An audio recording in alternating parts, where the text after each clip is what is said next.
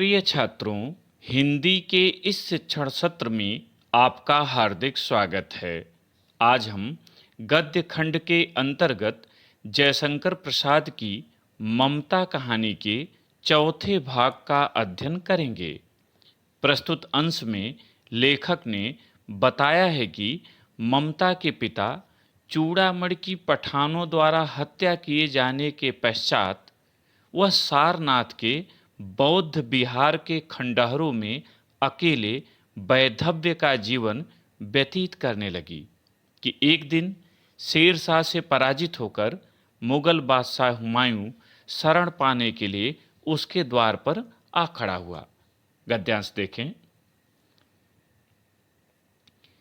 पाठ रुक गया। एक भीषण और हताश आकृति दीप के मंद प्रकाश में सामने खड़ी थी। स्त्री उठी, उसने कपाट बंद करना चाहा, परंतु उस व्यक्ति ने कहा, माता, मुझे आश्रय चाहिए।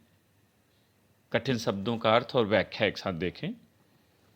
लेखक बताता है कि ममता रोहतास दुर्ग के विजित हो जाने के पश्चात सारनाथ में बौद्ध विहार के जो खंडहर थे उनमें अपना जीवन व्यतीत करने लगी।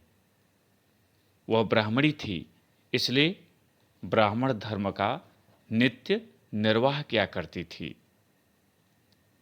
वह बैठकर ईश्वर के लिए प्रार्थना कर रही थी कि एक भीषण और हताश आकर, भीषण माने भयंकर, हताश थकी हुई, कि एक भयंकर और हताश आकृति दीपक के मंद प्रकाश में सामने आकर खड़ी हो गई। स्त्री उठी, ममता उठी और उसने कपाट माने दरवाजा बंद करना चाहा, परंतु उस व्यक्ति ने कहा, माता, मुझे आश्रय चाहिए। आगंतुक व्यक्ति ने ममता को माता कहकर संबोधित किया और कहा कि मुझे आश्रय चाहिए, रहने के लिए स्थान चाहिए। स्त्री ने पूछा, ममता ने पूछा, तुम कौन हो? ममता ने उस आगंतुक व्यक्ति से परिचय पूछा कि तुम कौन हो? उसने उत्तर दिया, मैं मुगल हूं, चौसा युद्ध में शेरशाह से विपन्न होकर रक्षा चाहता हूं। इस रात अब आगे चलने में असमर्थ हूं। उसने कहा कि मैं मुगल वंशीय हूं और चौसा युद्ध में, चौसा शेरशाह और हुमायूं के बीच सन 1536 ईस्वी में बिहार के चौसा नामक स्थान पर एक युद्ध लड़ा गया जिसमें हुमायूं परास्त हो गया था। इसे इतिहास में चौसा युद्ध के नाम से जाना जाता है। आगंतुक ने कहा कि मैं मुगल हूं और चौसा के युद्ध में शेरशाह से विपन्न माने पराजित होकर रक्षा चाहता हूं। इस रात आगे बढ़ने में असमर्थ हूं। मेरे भीतर अब इतनी शक्ति नहीं है कि मैं यहां से और आगे जा सकूं। स्त्री ने अपने ओंठ काट लिए, अर्थात उसने अपने दांतों तले उंगली दबाई और पूछा, क्या शेरशाह से? हाँ माता, आगंतुक ने उत्तर दिया, परंतु तुम भी वैसे ही क्रूर हो। वही भीषण रक्त की प्यास, वही निष्ठुर प्रतिबिंब तुम्हारे मुख पर भी है। सैनिक, मेरी कुटी में स्थान नहीं, जाओ कहीं दूसरा आश्रय खोज लो। ममता ने कहा कि तुम भी बड़े क्रूर दिखाई देते हो। तुम्हारे अंदर भी रक्त की भीषण प्यास है। तुम भी बड़े निष्ठुर, बड़े निर्दयी प्रतिबिंब वाले हो और तुम्हारी यह निर्दयता तुम्हारे मुख पर दिखाई दे रही है। इसलिए हे सैनिक, मेरी कुटी में, मेरी झोपड़ी में स्थान नहीं है। जाओ कहीं रहने के लिए और दूसरी जगह आश्रय खोज लो, स्थान खोज लो। मुगल ने कहा, गला सूख रहा है, साथी छूट गए हैं, अश्व गिर पड़ा है, इतना थका हुआ हूं, इतना कहते कहते वह व्यक्ति धम्म से बैठ गया। उसके सामने ब्रह्मांड घूमने लगा। स्त्री ने सोचा, यह विपत्ति कहाँ से आई? उसने जल दिया, मुगल के प्राणों की रक्षा हुई। वह सोचने लगी, सब विधर्मी दया के पात्र नहीं। मेरे पिता का वध करने आतताई घृणा से उसका मन विरक्त हो गया। गला सूख रहा है, जैसे ही ममता ने उस आगंतुक व्यक्ति से कहा कि कहीं और आश्रय खोज लो, वह बड़ा निराश हो गया। उसके मन में जो आशा की एक किरण जगी थी, वह मध्यम पड़ गई। उसने कहा कि प्यास के मारे मेरा गला सूख रहा है, मेरे साथी पीछे छूट चुके हैं, अश्व गिर पड़ा है, मेरा घोड़ा, अश्व माने घोड़ा, थक कर गिर पड़ा है, अब उसमें और चलने की शक्ति नहीं, इतना थकाया हुआ हूं, इतना।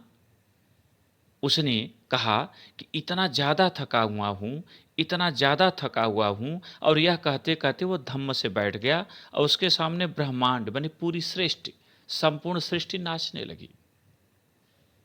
स्त्री ने सोचा, ममता ने सोचा, यह विपत्ति कहाँ से आई। उसने जल दिया, मुगल के प्राणों की रक्षा हुई। ममता मन ही मन सोचने लगी कि हे प्रभु, यह विपत्ति कहाँ से मेरे सामने आ गई। किंतु उसने दया करते हुए मुगल को जल दिया, उसने जल पिया और उसके प्राणों की रक्षा हुई।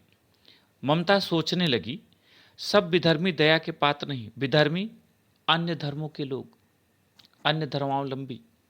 ममता मन ही मन सोचने लगी कि अन्य धर्मों के सभी लोग दया के पात्र नहीं होते, क्योंकि वे सभी के साथ अच्छा व्यवहार नहीं करते। मेरे पिता का वध करने वाले आतताई आतताई अत्याचारी। वह मन ही मन सोच रही है कि मेरे पिता की हत्या करने वाले अत्याचारी, तुम दया के पात्र नहीं हो। घृणा से उसका मन विरक्त हो गया। विरक्त होना, विरक्त का मूल अर्थ होता है मोह माया से रहित होना। यह घृणा से भर गया।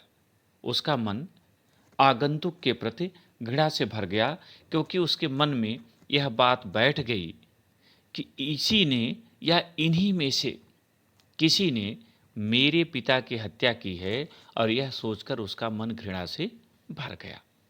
आज के पाठ में इतना ही। प्रश्नोत्तर देखें।